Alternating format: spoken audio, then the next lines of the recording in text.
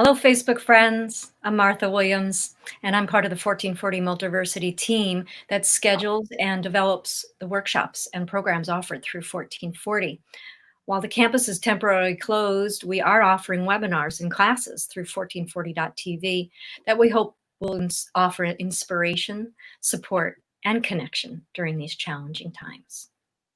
One such offering coming up is an introduction to conscious leadership with Diana Chapman, author of the 15 Commitments of Conscious Leadership, and that's happening on June 16th. In addition to being an author and facilitator, Diana Chapman's specialty is supporting organizational leaders and their teams in becoming conscious leaders. Welcome, Diana. Thank you so much for having me. I'm so thrilled to be here.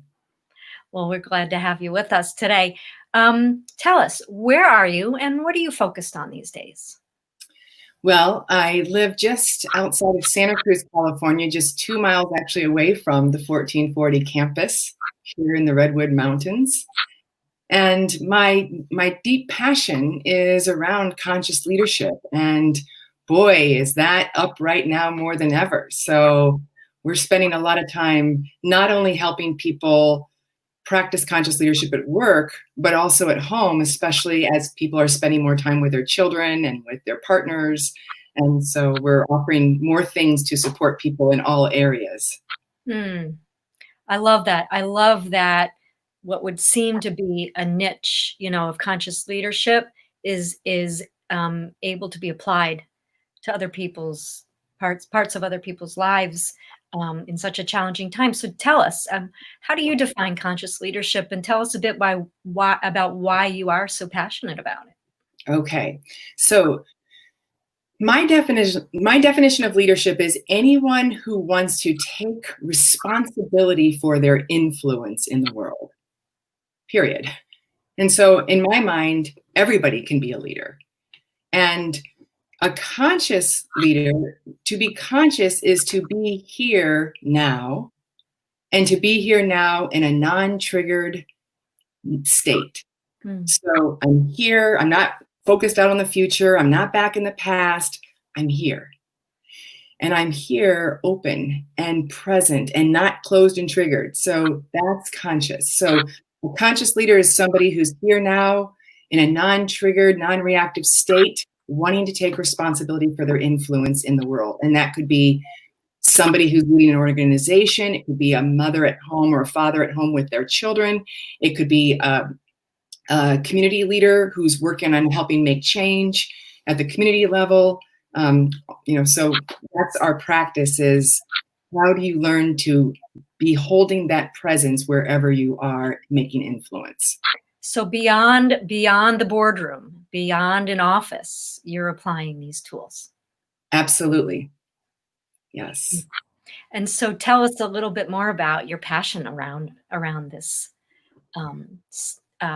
skill set.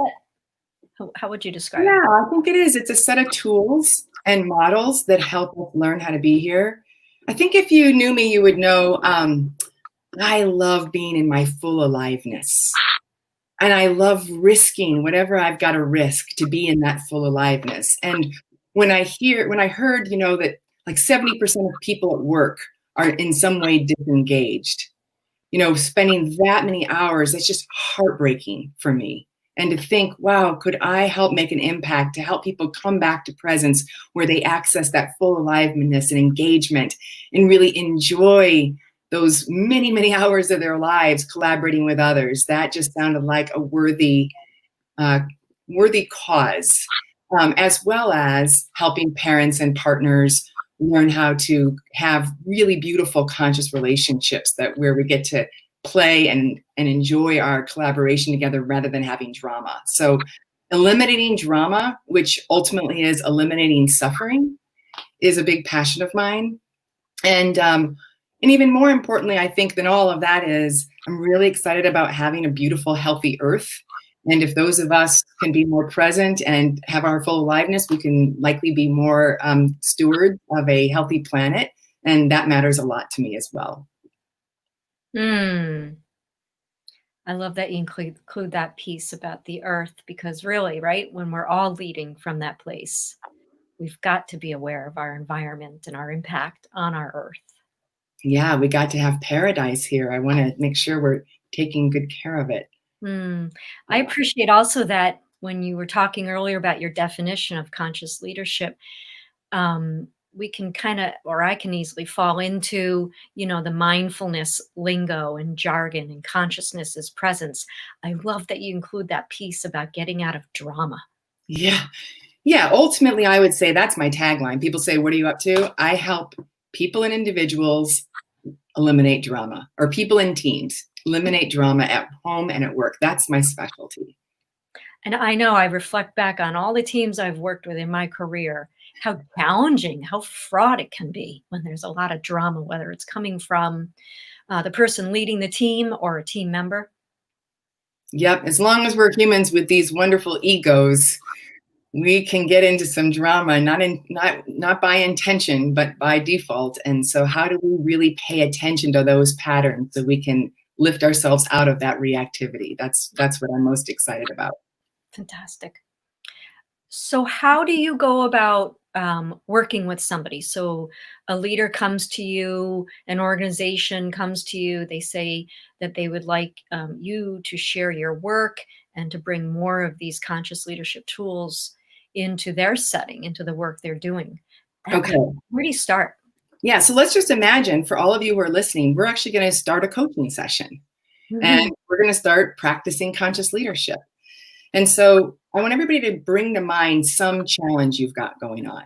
Could be a relationship challenge, a challenge at work, at home, could be a challenge with yourself, with the government, with all of the unrest that's happening right now, and the protesting that's happening. Just tune into something that you notice you're having an issue around. And if we were to work together, I'd walk you through the 4 questions of conscious leadership. And the first question is, around this issue, where are you? And we use this really simple model. It's a line. And in any given moment, we say you're either above the line or below the line. And if you're above the line, here's a little handout here that we can use. When you're above the line, and we'll stay on above for right now. When you're above the line, you're open. You're curious. You want to learn. You think to yourself, wow, look what's happening in the world. What an opportunity for all of us to learn and grow. How exciting. And we say statements like, what can I learn from this? And we stay open in our breath and we get curious and we start to hold beliefs that that recognize that whatever stories I have, the opposites could be at least as true, so I can learn. So that's one option. I'm open, curious, and wanting to learn. That's above the line. Then the other option is to go below the line. And when I'm below the line, I get scared. I get reactive. It feels like there's some threat to my identity. And usually that's a threat to my security, control, and approval. And when I do that, I get into contraction. I close my mind, my heart, my breath, my body, and I start to say things like, they shouldn't do that, or this is hard. And they get into some kind of wanting to be right and defend. And then you start to see behaviors like people clinging to their opinions and wanting to blame. Who's to blame for all this? And then people start to believe things like there's a threat occurring out there. And so one of the very first things we want to say to everybody is you've got content, the content of your issue, but you've also got context. From where are you being with your issue? Above the line, open, curious, wanting to learn, or below the line, closed, defensive, and wanting to be right? If you're genuinely interested in changing the pattern, what we've learned is you've got to be able to shift from below the line to above the line to actually create a permanent change. So it's wonderful to start to learn your patterns. What are the ways you often go below the line? And using this handout, you can start to get some sense of, oh, these are some ways I do it, so that when you can catch it in the moment and recognize, oh, I'm below the line. So that means anything I'm going to do from here is likely going to create a recycling drama. And I won't really change the pattern. In order to truly be part of the change, I've got to open to a state of trust, to a state of learning. So that's the first question of conscious leadership is, where am I? And I love to use my phone. I use this little app on my phone called Mind Jogger. And there it is. Diana, are you above the line or below the line? And it pops up on my phone about 7 times a day randomly. And it just helps me pay attention to my context. If I want to be an influencer in the world to really make positive change, got to address context first and then my content. So that's the first question. And we'll be exploring the rest of the questions, which are just as interesting, in our webinar together. And really excited to share more with all of you there. I have a question for you, Diana, about your handout and these questions and where are you? Are you above the line, below the line? Is it as effective for a team leader, if you will, to ask that of their team member, or is it more effective for us to ask that of ourselves? More effective first to ask it of yourself. Because usually if I'm putting my attention over on you and thinking maybe you're below the line, there's a really good chance I'm below the line. So most of the time what I would say is, hold on a minute. I notice I'm below the line. I'm scared. And I'm making up some stories about you and others. And I want to just first own that and start there before I ask anybody else to check themselves. Yeah. Cool. Yeah. And it really is about shifting our way of looking at a situation, isn't it? Because we're asking ourselves these questions, which open up all kinds of possibilities. Yeah. And, especially if I'm interested in having a conversation with somebody, if I come to the table already believing I'm right and you're wrong, I'm likely not going to be able to create anything new. Whereas if I can come to the table with, hey, can I learn? I'm going to put all of my righteous beliefs aside for a moment, recognizing I don't have to get caught in, scaring myself. And I just want to learn, what's it like over there? What do you need? What do you want?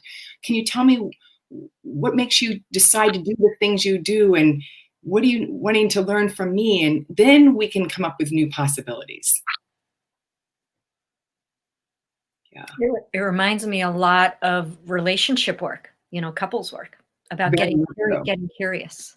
Yeah, I started out actually as a couples coach. That's where I started. And I found that I was able to help some of the most difficult relationships navigate their way to what they, were shocked to find was something really wonderful that they didn't know how to create until they could shift their context. And so I thought, wow, if you can do that with couples and parents working with children, we can do that in the workplace. And that's actually how I made the shift over to bring this to leaders in organizations. That makes sense to me. Yeah. That makes sense to me. All right. One final question before we wrap up. I'm interested to know, and hopefully our viewers are as well. And if you have any questions, please share them and we'll ask them of Diana. Are you seeing more leaders coming to you looking for guidance on using conscious leadership work, or are people just kind of hunkered down and just maintaining, doing the best they can, and can't take anything else on in terms of learning new material, new ways of leading? We were just talking about this morning with our team. We're actually seeing an increase in people wanting to come get individual coaching, recognizing like, I want to start being the resolution myself here. So I want to do my work. So we're seeing that. And there are, I think, some of the company work, the larger team work has slowed down a bit because I think more about finances.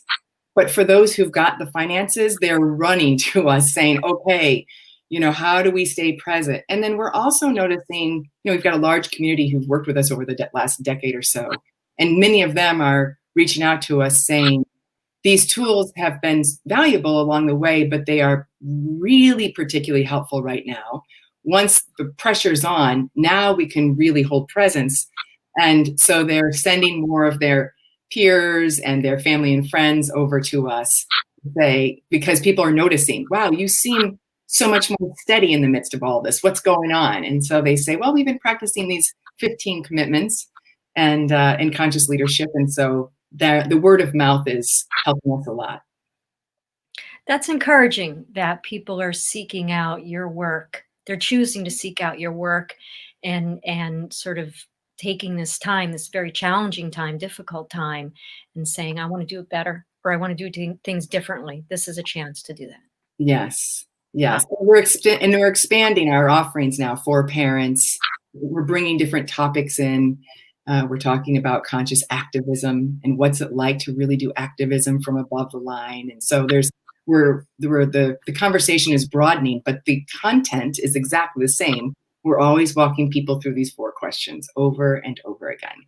Oh, tremendous that you're able to apply the work to Yeah. what's really up Yes. almost day to day or week to week. Yes. Yes.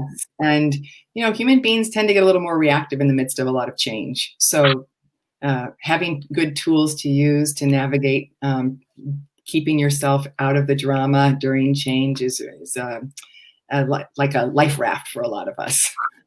I think that would be a great subtitle for your webinar, An Introduction to Conscious Leadership. Keep yourself out of the drama. Yeah, I agree. It's so much more than if you're a leader, a business leader. Yes, so much more. Yes. Wonderful. Well, thank you, Diana. Thank you for your time and for sharing your work with us today in this Facebook Live and at 1440 Multiversity and through the webinar and with all the people you work with. Oh, you're so welcome. I'm really excited to be with all of you next week. And come play. Yeah, June 16, An Introduction to Conscious Leadership with Diana Chapman. It's 3 to 6 p.m. Pacific time. For those East Coasters, you can squeeze that in. So 1440.tv, check us out. There's new offerings all the time, free content, and gifted and talented teachers such as Diana. Yeah, and I want to just let you all know it's going to be very experiential. So you'll get to take an issue and you'll get to pair up and we'll put you in rooms and have partners and it'll be as much like a live training as we can. And so we'd love to have you come and what you can count on is having a shift around some issue in your life, building some kind of a clarity around, oh, I'm waking up now to how I'm setting this whole thing up. So that will be one big payoff to join us. Thank you. Thanks so much, Diana, and be You're well, welcome. everybody. All right. Bye, all.